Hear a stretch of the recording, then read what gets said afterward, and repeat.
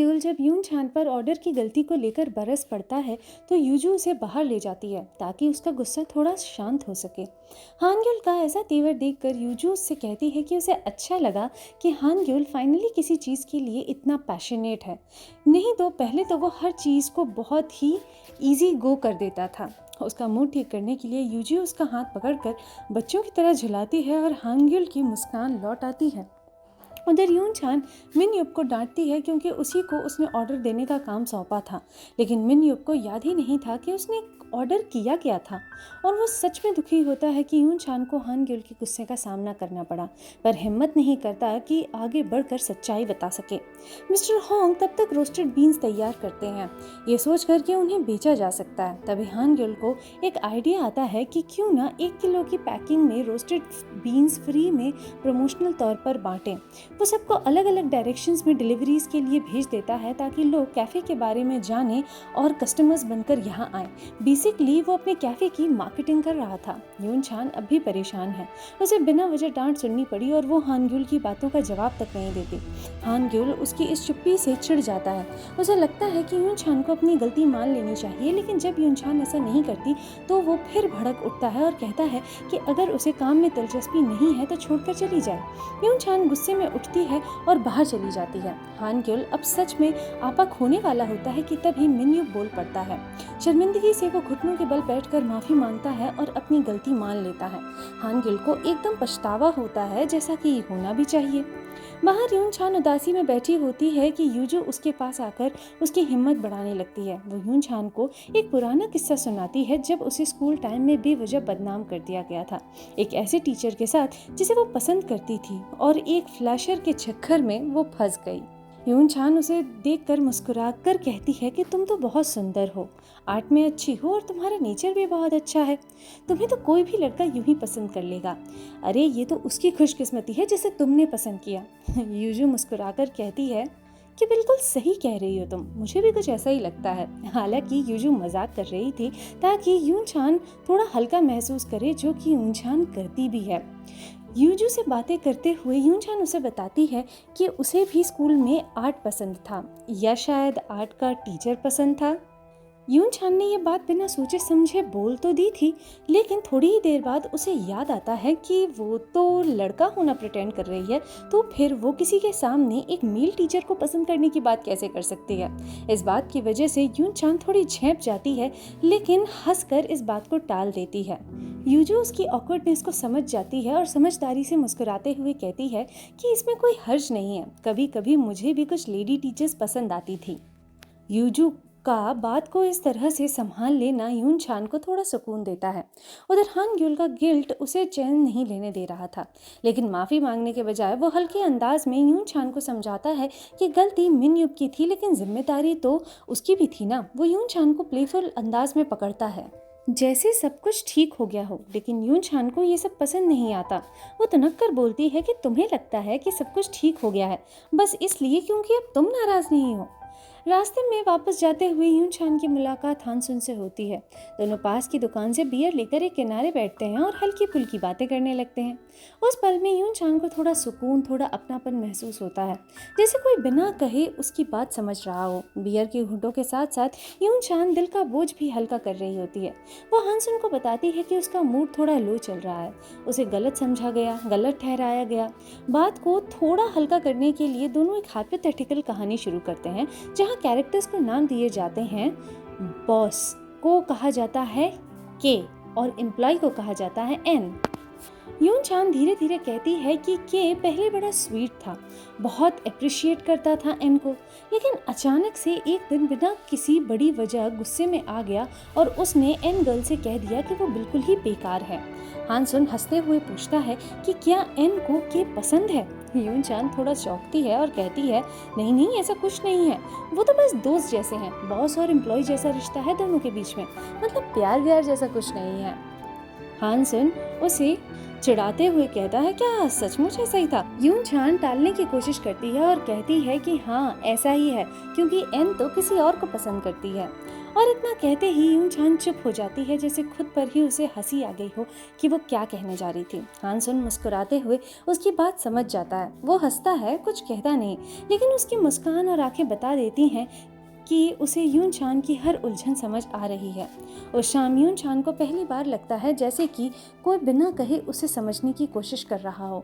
हान सुन उसे घर तक छोड़ने आता है। रास्ते में जब वो दोनों रुकते हैं, यून चान थोड़ी सी हिचकते हुए कहती है कि ये पहली बार है जब उसे कोई घर छोड़ने आया है।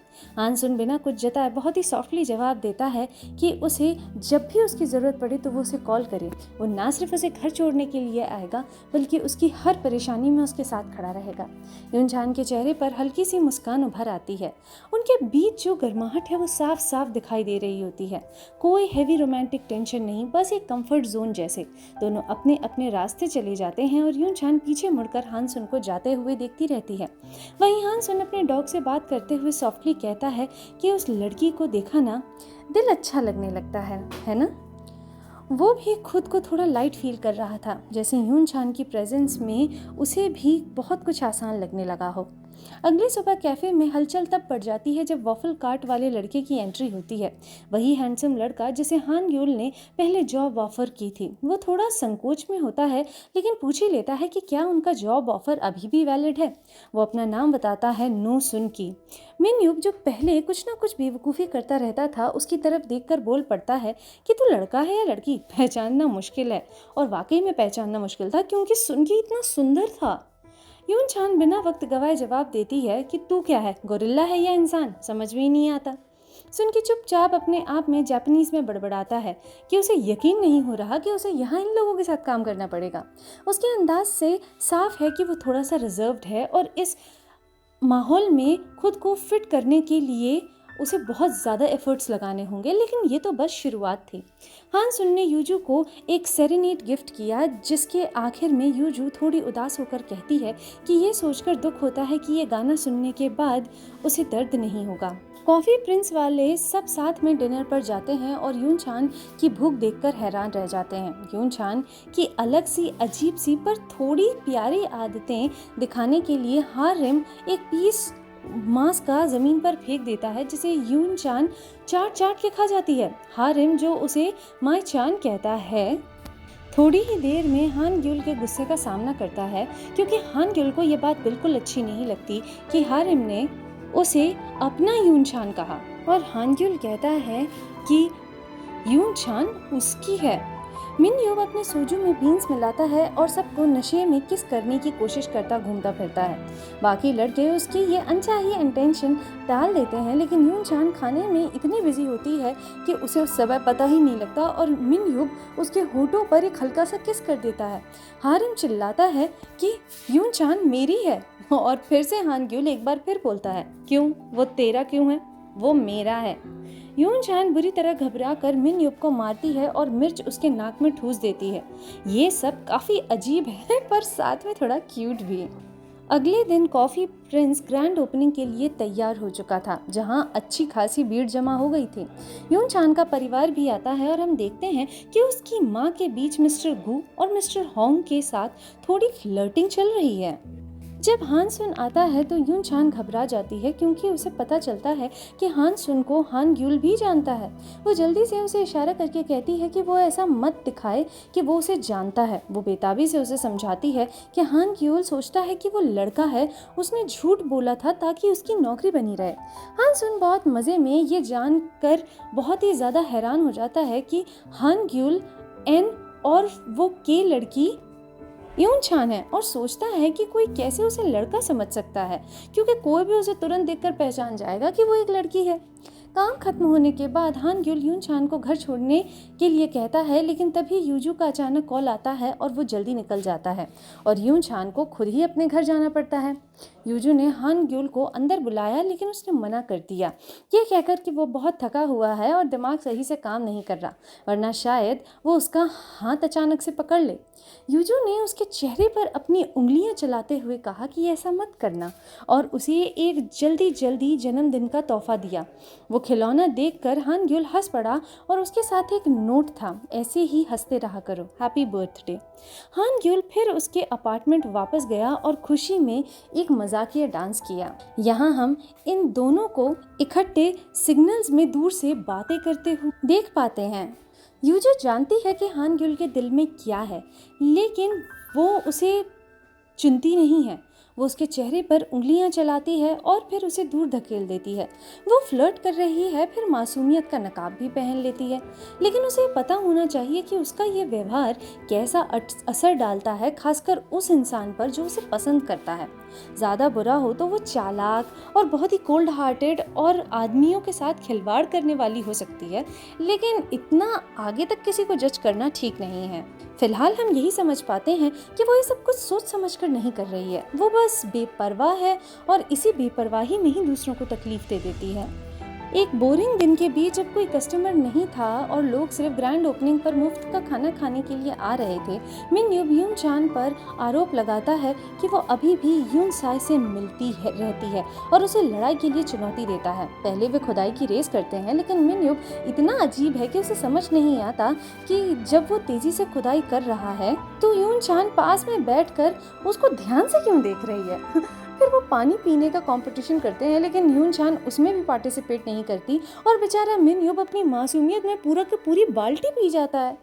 हान ग्युल आता है और देखता है कि मिस्टर होंग सो रहे हैं और बाकी का स्टाफ मस्ती कर रहा है, तो वो उन्हें डांटता है। फिर वो यून चान और मिन यूब को उसके खिलाफ बास्केटबॉल खेलने के लिए मजबूर करता है। 2 वर्सेस 1। वे बिना रुके 1 घंटे तक खेलते रहेंगे जब तक बाकी दोनों उल्टे पुल्टे पोजीशन में रहेंगे। आखिरकार मिन यूब थक कर खेलना बंद कर देता है और किनारे पर रेंगता हुआ चला जाता है। यून चान थकी हुई होने के बावजूद भी खेलती रहती है। जब समय खत्म होने को आता है तो हान युल खेल समाप्त कर देता है। हान युल यून चान से कहता है कि तुम बहुत ही कमाल की हो, बहुत ही कमाल, क्योंकि तुमने एंड तक हार नहीं मानी। आज तो मैं तुमसे इम्प्रेस हो गया।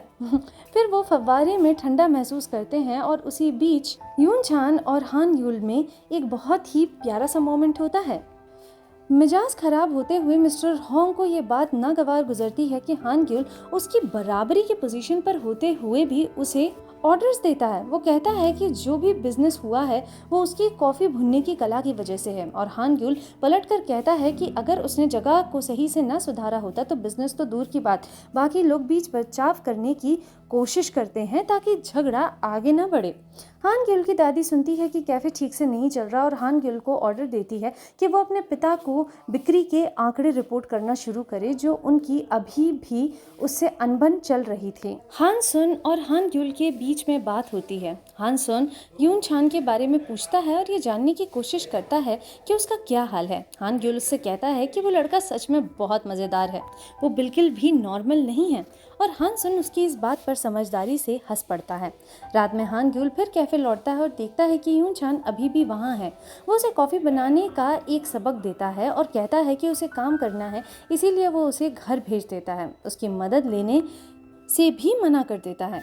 हान ग्युल कहता है कि वो चाहता है कि यून चान घर चली जाए क्योंकि ज़्यादा लोगों के बीच में वो काम पर ध्यान नहीं लगा पाता, जिस पर यून चान जवाब देती है कि वो वैसे भी जा रही है और अगर वो उसे रुकने के लिए कहता तो भी वो जाती ही। उसे बहुत सारे काम हैं, जैसे दांत साफ करने हैं, बाल धोने हैं, सोना है और कुछ सपने देखने हैं। फिर वो चली जाती है, लेकिन जाने से पहले जल्दी जल्दी उसके लिए हैप्पी बर्थडे गा देती है। हान ग्युल के सामने न्यूयॉर्क जाने का मौका आ सकता है, लेकिन ये बात सिर्फ इस बात पर डिपेंड करती है कि कैफ़े कैसा चल रहा है। अगर कैफ़े ठीक से नहीं चलेगा तो वो यहीं रहेगा, लेकिन अगर चलेगा तो अमेरिका जाएगा।